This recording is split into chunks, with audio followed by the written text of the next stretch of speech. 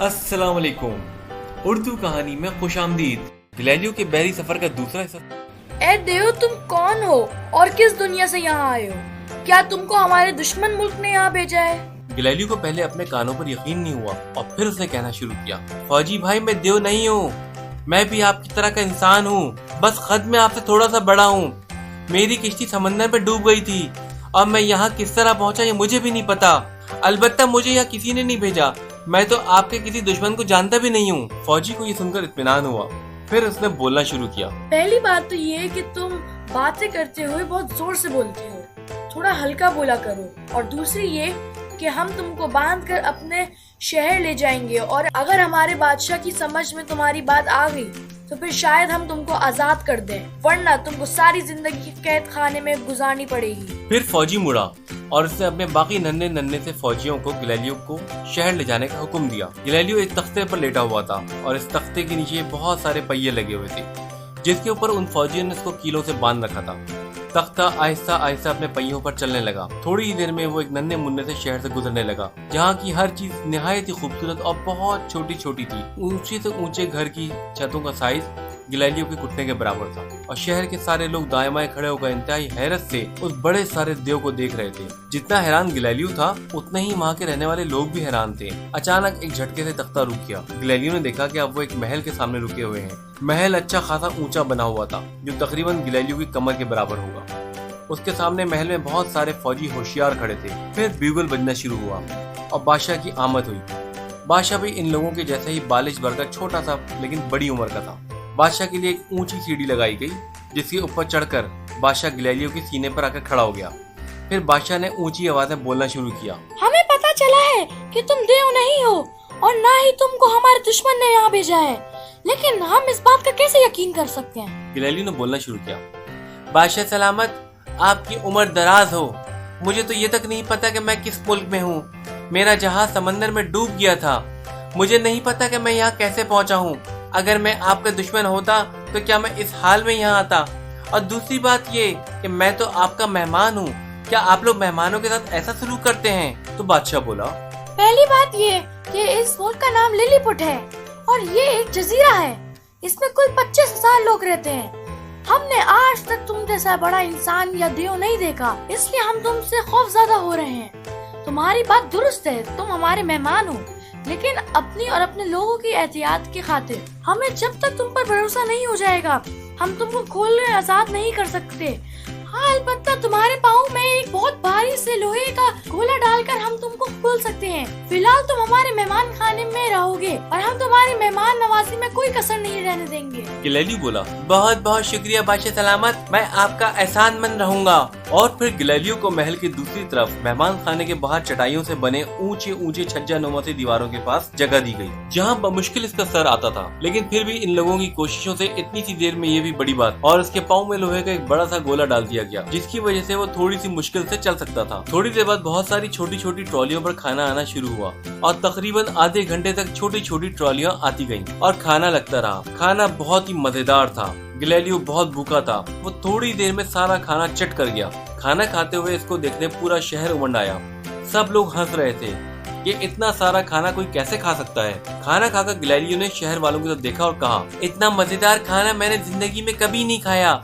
मेरा तो दिल चाह रहा है कि मैं काश आप लोगों के जैसा छोटा सा होता तो मैं यहीं रह जाता और रोज इतने मजे मजे के खाने खाता। जजीरे वाले इसकी बात सुनकर हंसने लगे और फिर गिलैलियो पर नींद सवार हो गई। ऐसा सोया कि सुबह ढोल बजने की आवाज से ही उठा। उसने देखा कि बादशाह के महल के सामने बड़े सारे मैदान में बहुत सारे छोटे छोटे लोग जमा हैं और बादशाह कोई ऐलान करने वाला था जिसके लिए वो ढोल पीटा जा रहा था।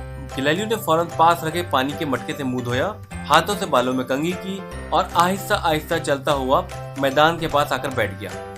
सब लोग इसको देखने लगे और थोड़ी देर के लिए सब कुछ रुक गया। फिर महल के सामने वाले हिस्से में बादशाह आ गया और इसे एक छोटा सा रिबन काटा और फिर वो पूरा मैदान गोया एक छोटा सा खेल कूद का मैदान बन गया। कहीं घुड़सवारी हो रही थी तो कहीं तलवारबाजी के मुकाबले, कहीं नेज़े चल रहे थे तो कहीं पंजे लड़ाए जा रहे थे। हर कोई अपनी अपनी ताकत दिखा रहा था और पूरे मैदान में एक मेले का सा समा था।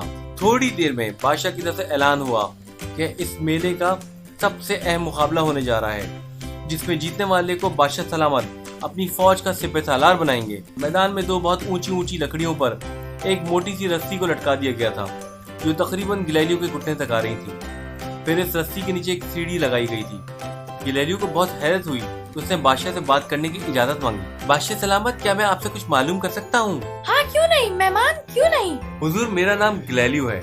मुझे ये समझ नहीं आ रहा कि आज का दिन क्या है और ये सब क्या हो रहा है। तो बादशाह बोला, ये लिलीपुट जजीरे में हमारी बादशाहत 150 सालों से चल रही है। हमारे बाप दादा के जमाने से हर 3 साल के बाद एक बहुत बड़ा मेला होता है जिसमें मुख्तलिफ ताकत के मुकाबले हुआ करते हैं और इन मुकाबलों के जरिए फौज में भर्तियां होती हैं और मुख्तलिफ ओहदों की तरक्कियां की जाती हैं। आज का सबसे बड़ा मुकाबला ये होगा कि जो नौजवान इस रस्सी पर चलते हुए दूसरे सिरे तक पहुंचेगा वो हमारी फौज का सिपह सालार बन जाएगा। ये मुश्किल और बहादुरी का काम है और इसको सिर्फ एक बहादुर ही कर सकता है, क्योंकि जो नीचे गिरा वो जिंदा नहीं बचेगा। गिलैलियो बोला, लेकिन हुजूर, इस तरह तो बहुत सारे नौजवान हर 3 साल बाद अपनी जान से भी जाते होंगे। तो बादशाह बोला, बिल्कुल, तकरीबन हर 3 साल बाद 100 से 150 नौजवान अपनी जान की बाजी हार जाते हैं और कभी कभी तो नया सुपर सालार बनता ही नहीं, पुराना ही अगले 3 साल तक अपनी ड्यूटी देता रहता है। गिलैलियो बोला, हुजूर, अगर मैं कुछ ऐसा कर दूं कि आप बहादुर भी चुन लें और कोई मरे भी नहीं। तो बादशाह बोला, ऐसा कैसे हो सकता है? गिलैलियो बोला, हुजूर, मुझे 2 मोटी मोटी और बहुत लंबी सी रस्सियां चाहिए, क्या आप मुझे ये दिलवा सकते हैं? बादशाह ने फौरन ही रस्सियां मंगवाकर गिलैलियो के हवाले कर दी और मुकाबले को थोड़ी देर के लिए रोक दिया गया। गिलैलियो ने रस्सियों की मदद से एक मजबूत सा जाल बनाया और इसके दोनों डंडों के दरमियान रस्सी के नीचे झूले की तरह लटका दिया। सिर्फ 15 मिनट में ऊंची सी रस्सी के नीचे एक बहुत बड़ा मजबूत जाल बन गया। अब गिलैलियो ने कहा, बादशाह सलामत, आपका इकबाल बुलंद हो। आप अपने बहादुरों को कहें कि रस्सी पर चलकर अपने फन का मुजाहिरा करें। बादशाह ने हुक्म दिया और तमाम बहादुर वहां पर आना शुरू हो गए। सब लोग इस बात पर अफसोस भी कर रहे थे कि अब कोई गिरेगा और बहादुर मर जाएगा, क्योंकि हर दफा ऐसा ही हुआ करता था।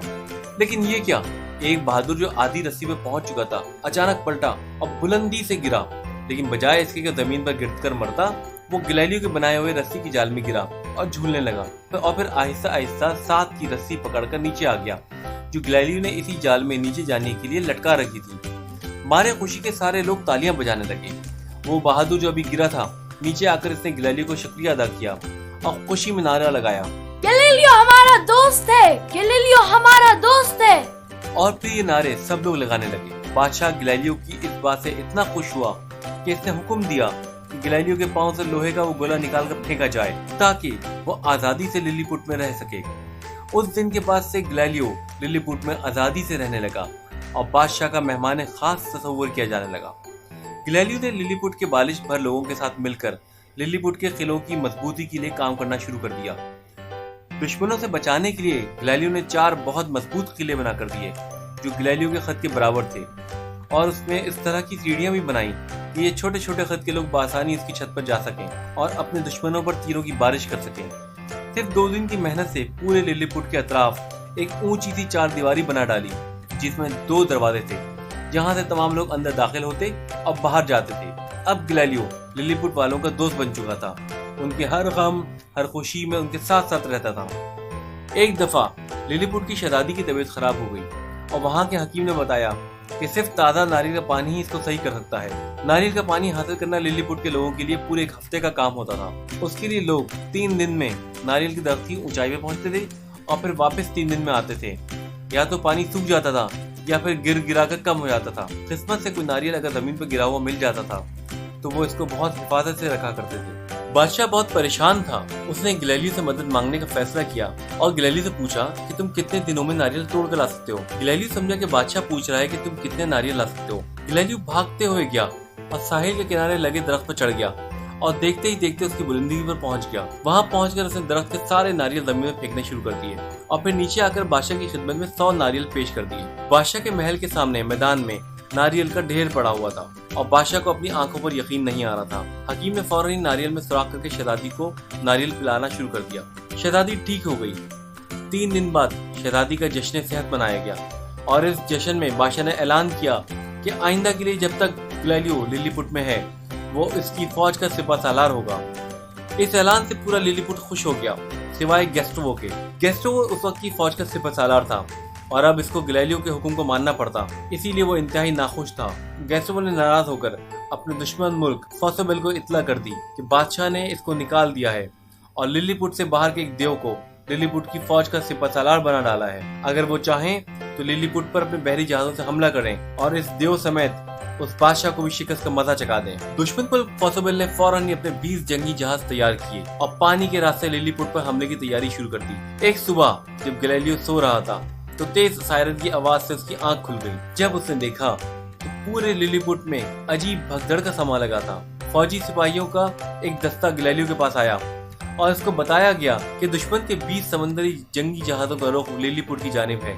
अगर इन्हें नहीं रोका गया तो पूरा लिलीपुट इनकी तोपों से तबाह और बर्बाद हो सकता है। बादशाह ने हुक्म दिया है कि गैलीलियो को बोला जाए कि वो इस हमले को किसी तरह से रोके और दुश्मनों को तबाह और बर्बाद कर डाले। बादशाह का हुक्म सुनते ही गैलीलियो आंखें मलते हुए समंदर के किनारे में पहुंच गया। ये वही जगह थी जहाँ पे फौज को गैलीलियो पड़ा मिला था। समंदर में छोटे छोटे समंदरी जहाजों को आते देखकर गैलीलियो हंसने लगा और फिर फौरन ही वो समंदर में उतर गया और चलते हुए उन जहाजों के पास पहुंच गया। फॉसोबेल का बड़े से बड़ा समुद्री जहाज भी एक छोटे खाने के टेबल से बड़ा नहीं था। बड़ी ही मजबूत लकड़ी से बनी ये 20 जहाज जिनके ऊपर छोटी छोटी तोपें लगी हुई थी गैलीलियो को बहुत अच्छी लग रही थी। गैलीलियो उन सब के पास तेजी से पहुंच गया। फॉसोबेल के लोगों ने इससे पहले इतना बड़ा देवखामा शख्स नहीं देखा था। वो सब घबरा गए। घबराहट में जहाजों के ऊपर से कई लोगों ने पानी में छलांग लगा दी और कई लोग डर के मारे सिर्फ इसी को देखने लगे। गैलीलियो ने समंदर में गिरे लोगों को उठाकर दोबारा जहाजों में वापस रखा और फिर जो जहाज सबसे आगे था उसके पास पहुंचकर जहाज के कप्तान से मुखातिब हुआ। मैं गैलीलियो लिलीपुट जजीरे का सिपहसालार आपसे मुखातिब हूँ। अगर आप अमन, प्यार और मोहब्बत से आए हैं तो मैं आपको लिलीपुट में खुशामदीद कहता हूँ, लेकिन अगर किसी बुरे इरादे से आए हैं तो यहाँ से वापस लौट जाएं। आपको कुछ नहीं कहा जाएगा। हम जंग नहीं अमन चाहते हैं और जंग से आज तक किसी को कुछ नहीं मिला। गैलीलियो की तकरीर सुनकर और तो कुछ नहीं हुआ, लेकिन जहाज के कप्तान ने गैलीलियो के ऊपर गोले बरसाने का हुक्म दे डाला। 20 के 20 जहाजों से बैक वक्त छोटे छोटे कई 100 तोपों के गोले निकले जो जाकर सीधा गैलीलियो के सीने, पेट और हाथों में लगे। गैलीलियो को ऐसा लगा जैसे किसी ने मुट्ठी भर रेत खींचकर मुझे मारी हो।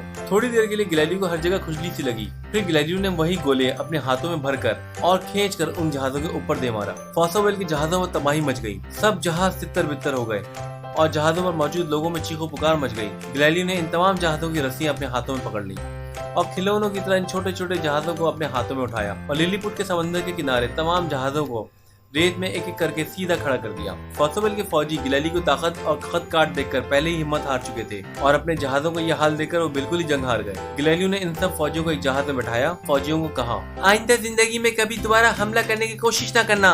अब यहाँ से जाओ और बाकी जहाज यहीं लिलीपुट में रहेंगे। इसी दौरान बादशाह आगे बढ़ा और गैलीलियो को कहा, गैलीलियो, फॉसोबेल के इन तमाम फौजियों को इसी जहाज के साथ पानी में गर्क कर दो और फॉसोबेल जाकर तुम इनके बाकी सारी बहरी जहाजों को डुबा दो। गैलीलियो वापस मुड़ा और बादशाह से कहा, हुजूर, आपका हुक्म सर आंखों पर, लेकिन मेरे ख्याल में इनके लिए आज की ये सजा काफी है।